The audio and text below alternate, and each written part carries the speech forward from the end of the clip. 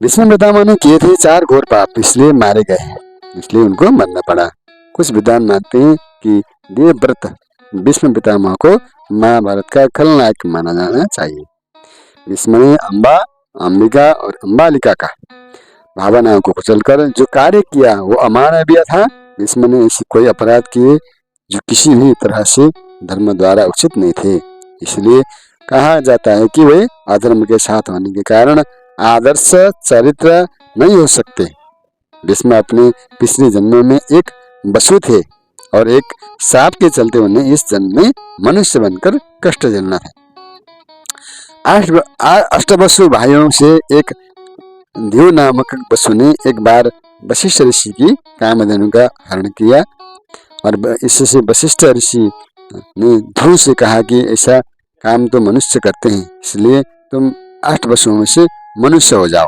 सुनकर वसुओं ने घबराकर वशिष्ठ ऋषि की प्रार्थना की तो उन्होंने कहा कि अन्य वसु तो वर्ष का अंत होने पर मेरे हिसाब से छुटकारा पा जाएंगे, लेकिन इस ध्रुव को अपनी करनी का फल भोगने के लिए एक जन्म तक मनुष्य बनकर पीड़ा भोगना ही होगा।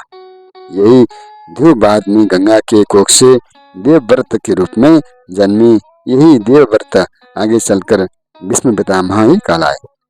शांतनु सत्यवती के रूप और सौंदर्य से मुक्त होकर उससे प्यार करने लगे थे और वे उससे विवाह करना चाहते थे, लेकिन सत्यवती ने उनके समक्ष ऐसी शर्त रख दी जिसे कि वे पूरी नहीं कर सकते थे।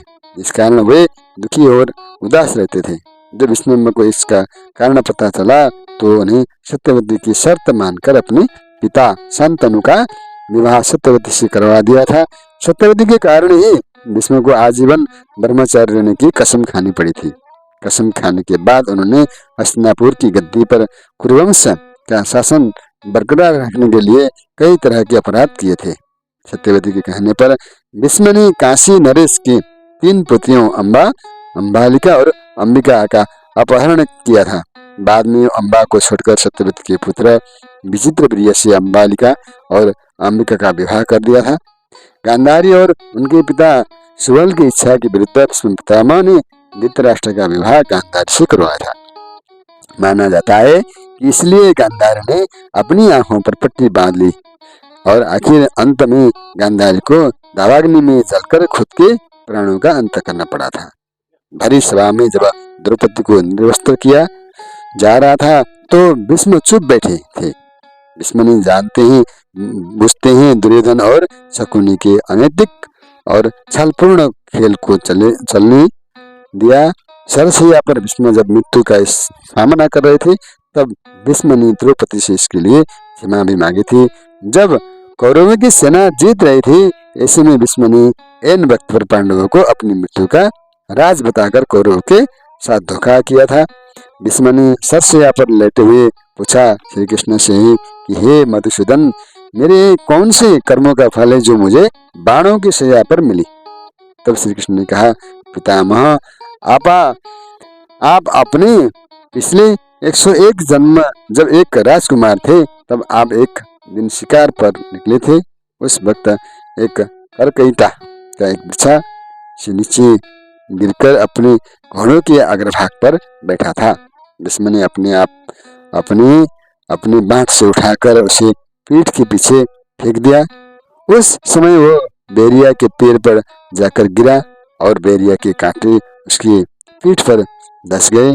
करकैटा जितना निकलने की कोशिश करता उतने ही कांटे उसकी पीठ में चुभता जाता है।